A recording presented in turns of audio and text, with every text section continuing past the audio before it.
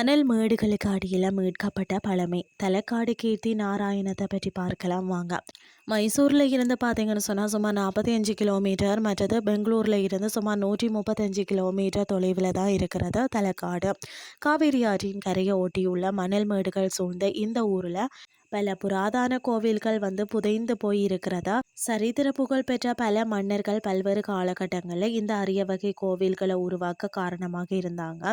இந்திய தொல்பொருள் ஆய்வு துறையின் மகத்தான இடைவிடா முயற்சிகள் பணிகளின் விளைவாக தான் இந்த புகழ்பெற்ற கீர்த்தி நாராயண கோவில் மணல் மேட்டுகளின் அடியில புதைந்து இருந்த நிலையில தோண்டி எடுத்து மீட்கப்பட்டுள்ளதாம். அதாவது சிதிலமடைந்த பாகங்கள் புதுப்பிக்கப்பட்ட புதிய கற்களால் சில இடங்கள்ல மாற்றி அமைத்தும் இப்பொழுது புது பொலிவுடன் காட்சி அளிக்கிறது.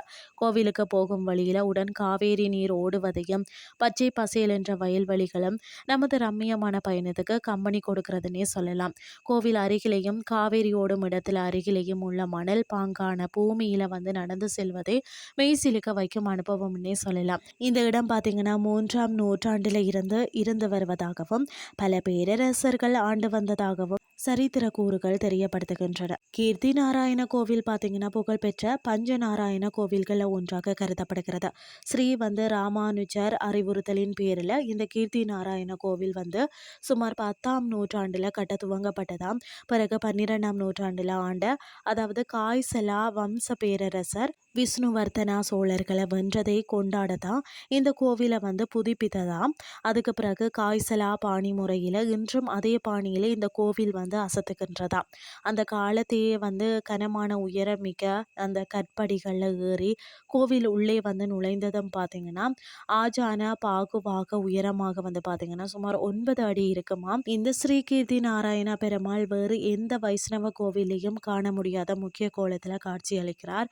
ஒரு முக்கிய காரணத்திற்காக அது என்னன்னு சொல்லி பார்த்தீங்கன்னு சொன்னால், பொதுவாக பார்த்தீங்கன்னா பல கோவில்களில் ஸ்ரீ விஷ்ணு பெருமாள் வலது கரத்திலேயும் அதாவது சுதர்சன சக்கரம் மற்றது இடது கரத்திலேயும் சங்குடன் காட்சி அளிப்பார். மாறாக இந்த தலக்காடு ஸ்ரீ கீர்த்தி நாராயண பெருமாள் வலது கரத்தில் சங்கம், இடது கரத்தில் சுதர்சன சக்கரத்தோடும் காட்சி அளிக்கிறார்.